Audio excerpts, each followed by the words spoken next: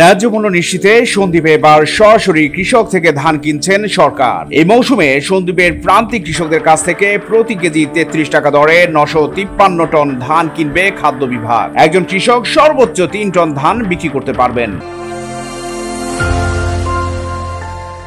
চট্টগ্রামের সন্দ্বীপ উপজেলায় সরাসরি কৃষক থেকে ধান কেনা শুরু করেছে সরকার। বিগত সময়ে অসাধু ব্যবসায়ী সিন্ডিকেটের প্রভাবে ন্যায্য মূল্য না পাওয়ার অভিযোগ ছিল প্রান্তিক কৃষকদের। তাই এবার প্রথমবারের মতো সন্দ্বীপের প্রান্তিক কৃষকদের থেকে সরাসরি ধান কিনছে খাদ্য বিভাগ। বুধবার এই উপজেলার কৃষকদের কাছ থেকে ধান কেনা কর্মসূচির উদ্বোধন করেন সন্দ্বীপ উপজেলা নির্বাহী কর্মকর্তা ও উপজেলা পরিষদের প্রশাসক রিগান চাকমা। এ সময় উপস্থিত ছিলেন উপজেলা খাদ্য নিয়ন্ত্রক মাহফুল ইসলাম, কৃষি কর্মকর্তা মারুফ হোসেন, বাংলাদেশ কৃষি ব্যাংক সন্দ্বীপ শাখার ব্যবস্থাপক আখতারুজ্জামান সুজন।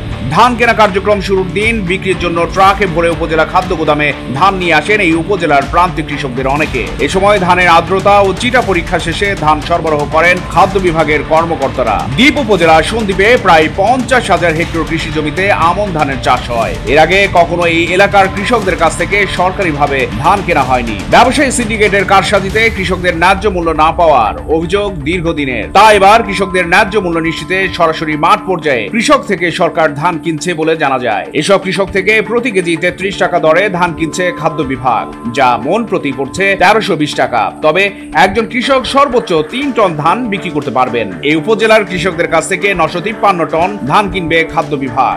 সন্দ্বীপ উপজেলার নির্বাহী কর্মকর্তা উপজেলা পরিষদের প্রশাসক রিগান চাকমা জানান, কৃষকদের উৎপাদিত পণ্যের ন্যায্য মূল্য নিশ্চিত করবার জন্য কাজ করছে সরকার। সন্দ্বীপ থেকে চট্টগ্রাম নিয়ে ধান বিক্রি করে ন্যায্য মূল্য পাচ্ছিল না মাঠ পর্যায়ের কৃষকরা। তাই কৃষকদের ন্যায্য মূল্য নিশ্চিত করতে এবার তাদের কাছ থেকে সরাসরি ধান কিনছে সরকার। কৃষকরা যারা আছেন এখানে তারা কিন্তু প্রতিবারই লসে পড়েন। যেমন দেখা যাচ্ছে যে তারা উৎপাদন করছেন কিন্তু উৎপাদন খরচই এখানে উঠে আসছে না।